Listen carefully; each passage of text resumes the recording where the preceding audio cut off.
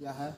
और popular front of India जिस नज़रिए से काम कर रही है, हमारा मकसद और हमारा नारा भी है कि नया कारवां नया हिंदुस्तान। इसका मकसद है कि हिंदुस्तान के अंदर में तमाम लोगों को जो कानून ने राइट्स दिया है इसको इंश्योर किया जाए, और जो चीज़ कानून की तरफ से इसे आम इंसान को दिया गया है उसके हुकूक को वहाँ तक दिया जाए।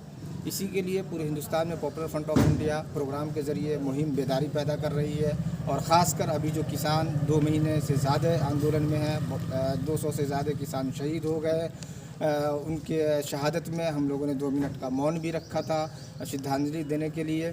तो एक ये मैसेज इसकी तरफ से गया है कि अभी हिंदुस्तान का तमाम तबका को एक किसान के साथ खड़ा हो जाना चाहिए। कैसे लोगों तक संगठन का आप प्रचार प्रसार करते हैं और अभी तक कितना विस्तार हो चुका है? पॉपुलर फ्रंट ऑफ इंडिया अलग अलग प्रोग्रामों के ज़रिए अलग अलग कैंपेनिंग में हम तमाम तबक़ात को साथ में लेकर अवेयर करते हैं। हमारा मकसद जितने भी मज़लूम हिंदुस्तान के अंदर में हैं उन तमाम लोगों का साथ दिया जाए, और ख़ासकर मुस्लिम एम्पावरमेंट के लिए पूरे हिंदुस्तान में, क्योंकि आज मुस्लिम कम्युनिटी को अगर देखेंगे तो हिंदुस्तान में सबसे एक बैकवर्ड तबका हो चुका है। तो उसके उत्थान के लिए, उसके एजुकेशनल उत्थान के लिए और अलग अलग तरीक़े से उसको कैसे एक मेन स्ट्रीम से जोड़ा जाए, इस मंसूबा के तहत पूरे हिंदुस्तान के अंदर में पॉपुलर फ्रंट ऑफ इंडिया काम कर रही है। उसी की एक कड़ी बिहार के अंदर में भी अलग अलग ज़िला में हमारे काम चल रहे हैं। पीएफआई नेताओं का कई वीडियो ऐसा आया है जिसमें देखा गया है कि मुसलमानों को गुमराह करने, लोगों को धार्मिक भावना भड़काने की कोशिश किया। ऐसा क्यों होता है? नहीं, अभी हमने भी देखा है, तब अभी जितने भी नेशनल मीडिया है ज़्यादातर जो आवाम को उस मैसेज से गुमराह कर रही है। एक्चुअली में क्या है, अगर आप तमाम कंटेंट को देखेंगे तो कोई भी ऐसा वर्ड इस्तेमाल नहीं किया गया है जिससे कि एक उन्माद पैदा हो, जिससे एक लोगों को गुमराह किया जाए। तमाम वीडियो में और तमाम क्लिप में मैंने देखा है कि जो हकीकत में आज देखिएगा हिंदुस्तान के अंदर में अगर इस मुल्क का सबसे बड़ा कोई दुश्मन है तो वो आरएसएस संघ परिवार है।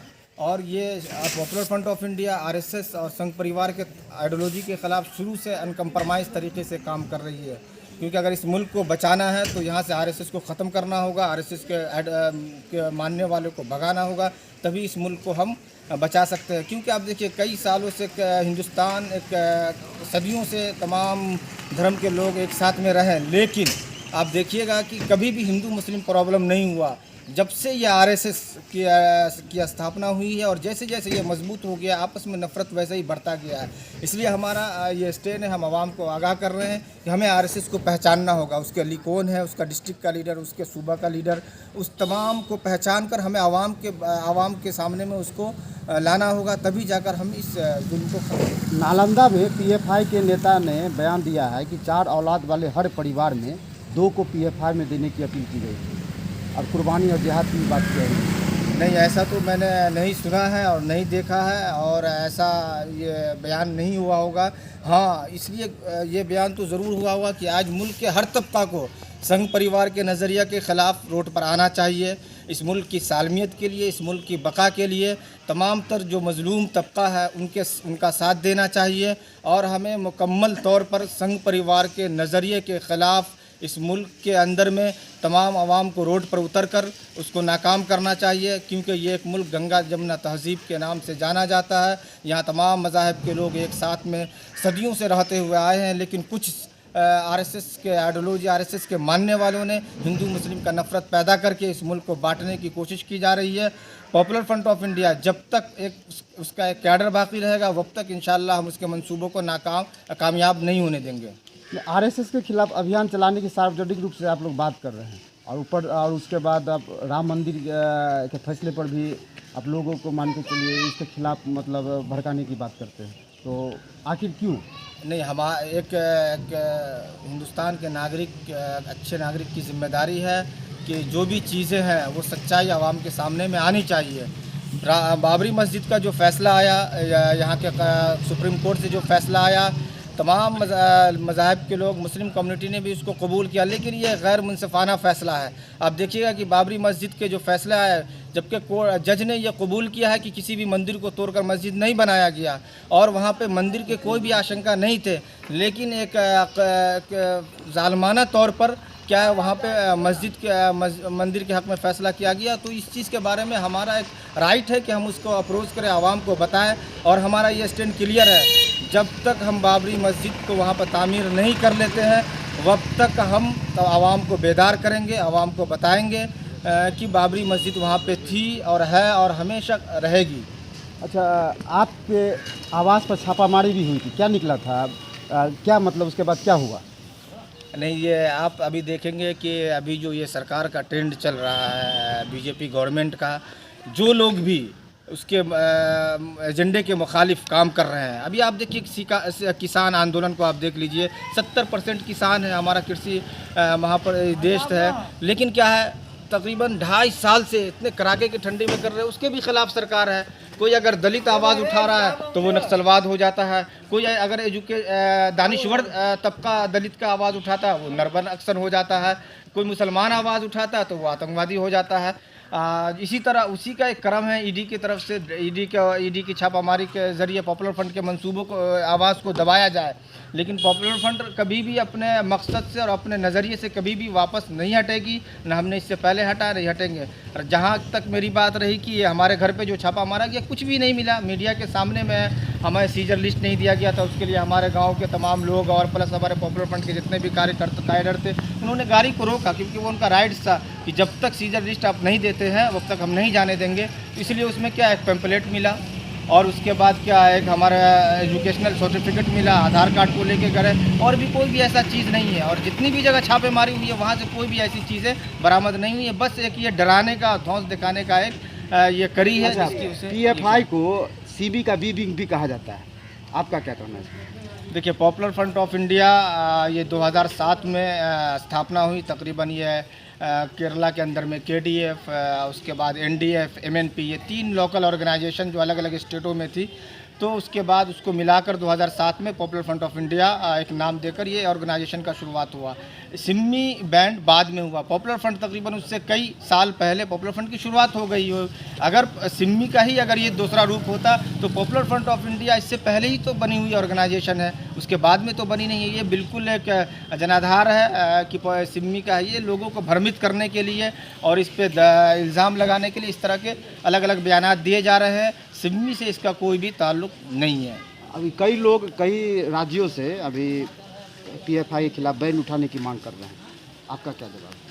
आप देखिए, जो भी अमन पसंद और जो भी संविधान पे यकीन रखने वाले लोग हैं, बहुत बड़ा तबका पॉपुलर फ्रंट ऑफ इंडिया के साथ है। आपने देखा कि इससे पहले जो अलग अलग एनआईए का छापा मारा गया और अलग अलग तरीके से उस वक्त में हमने ग्राउंड कॉन्फ्रेंस पूरे मुल्क में किया, उसमें लाखों की तादाद में जो मीडिया ये दिखा रही थी कि पॉपुलर फ्रंट के खिलाफ कोई लोग नहीं है, लाखों की तादाद में लोग हुजूम दर हुजूम प्रोग्राम में शामिल हुए। इससे ये इशारा होता है कि पॉपुलर फ्रंट ऑफ इंडिया कोई भी जो भी काम कर रही है वो आवाम के हित में काम कर रही है, जिसकी वजह से आवाम का एक बड़ा तबका मजबूती के साथ पॉपुलर फ्रंट की तरफ बढ़ रहा है, जिसकी यही चीज़ आरएसएस को पसंद नहीं है। क्योंकि हम मुसलमानों के साथ साथ तमाम कम्युनिटी के लोगों को बेदार कर रहे हैं, तो उसको गुमराह करने के लिए अलग अलग जो गोदी मीडिया है अलग अलग रिपोर्टिंग कर रही है। आप देख ही सकते हैं तमाम इश्यूज़ पे। कश्मीर में 370 पर सवाल आपके यकीनन कश्मीर में 370 जिस तरीके से हटाया गया, जो उसका तरीक़ा था वो बिल्कुल एक गैर आइनी तरीक़ा था। ठीक है, वो एक कश्मीर हिंदुस्तान का अहम अंग है और वो एक करारदाद था कश्मीरियों के साथ। तो उस पर हमारा ये क्लियर है कि वो उसको 370 को जो हटाने का तरीका था वो बिल्कुल एक गैर जमहूरी तरीके से था। और आप डायरेक्ट आके राज्यसभा में आप उसको बिल को पारित कर देते हैं, उसमें कोई डिस्कशन नहीं होता है, ये सब चीज़ें नहीं थी। इसलिए 370 को जो हटाया गया वो गैर आइनी तरीके से हटाया गया, इसलिए इसके लिए भी हम आवाज़ उठाए थे और हम आवाज़ उठाते हैं। लास्ट क्वेश्चन है सर कि आपके संगठन पर कोई कैसे विश्वास करे जब कई राज्यों में उनका अलकायदा आईएसआई से साथ संपर्क का भी आरोप लगा है, कई जगह हत्या का भी और लूट का भी मतलब आरोप लगा, एफआईआर हुआ है, जैसे केरला हो गया और भी कई राज्य है जहाँ हुआ है, तो कैसे मतलब आम लोग कैसे विश्वास करें? आप देख सकते हैं कि हिंदुस्तान के अंदर में आरोप लगाना बहुत ही आसान है। हम भी कोई भी किसी पर आरोप लगा सकता है, लेकिन क्या कोई भी ऐसे एलिगेशन कोर्ट के अंदर प्रूव हुआ है? जहाँ तक बैंड की बात है, झारखंड में बीजेपी की गवर्नमेंट थी, पॉपुलर फ्रंट को अलग बेबुनियाद इल्ज़ाम लगाकर बैंड किया, लेकिन कोर्ट ने उसको रिजेक्ट कर दिया। लेकिन फिर दोबारा अलग इल्ज़ाम लगा के बैंड किया। फिर हम कोर्ट में लड़ रहे हैं। हमें यहाँ के कानून पर विश्वास है कि यकीनन इससे पहले भी जितने भी इल्ज़ाम लगाए सब बेबुनियाद हुए, और ये भी जो अलग अलग इल्ज़ामात है वो बेबुनियाद है। और किसी भी तरीके से हमने उसी वक्त में प्रेस कॉन्फ्रेंस करके हमारे लीडरों ने तमाम मुसलमानों को आगाह किया था कि किसी भी इस तरह के काम में या अलग अलग जो कानून के ख़िलाफ़ है, ऐसे किसी भी काम में हमारे कैडर इन्वॉल्व नहीं होते हैं, ना उसके लिए हम इंश्योर करते हैं, क्योंकि हम इस दस्तूर को पकड़कर ही अपने हुकूक को लेने पर हम यकीन रखते हैं। इसलिए कोई भी किसी भी तरीक़ा से कोई भी इलीगल या कोई भी ऐसा काम नहीं किया जाता है जिससे हमें तकलीफ़ होने की या हमें डरने की ज़रूरत है। हम कानून के सहारे, हमें जो भी यहाँ के दस्तूर ने हमें राइट्स दिया है, हम उसी राइट्स का इस्तेमाल करके हम हर वो काम करते हैं जो काम हमें एक नागरिक को करना चाहिए। आम मुसलमानों के लिए क्या संदेश है आम PFI के द्वारा? हमारा यही मकसद है कि आज जो हुकूमत यहाँ पर जिस तरीक़ा से नंगा नाच कर रही है, फिस्ताई हुकूमत जो RSS के इशारों पे काम कर रही है, हम तमाम मुसलमानों को और हिंदुस्तान के तमाम मजलूमीन तबका को एक साथ आकर खड़ा होने की ज़रूरत है। आज पॉपुलर फ्रंट ऑफ इंडिया निशाना है, कल जिस तरह किसान को निशाना बनाएगा, इसी तरह करके तमाम लोगों को जो उसके आइडियोलॉजी के ख़िलाफ़ आवाज़ बुलंद करेंगे सबको एक एक करके निशाना बनाया जाएगा। इसलिए तमाम लोगों को इसके ख़िलाफ़ हमें मुत्तहिदा तौर पर इकट्ठा होकर हमें इस सरकार के ख़िलाफ़ हमें आना चाहिए और इस आइडियोलॉजी की मुखालफत हमें करनी चाहिए। हमने इससे पहले भी अंग्रेज़ों को भगाया है और इंशाअल्लाह हम RSS के मंसूबों को भी हम नाकाम करेंगे, कामयाब नहीं होने देंगे। यही अपील है कि तमाम लोग एक प्लेटफॉर्म पर आकर इस जुल्म के ख़िलाफ़ आवाज़ बुलंद करें।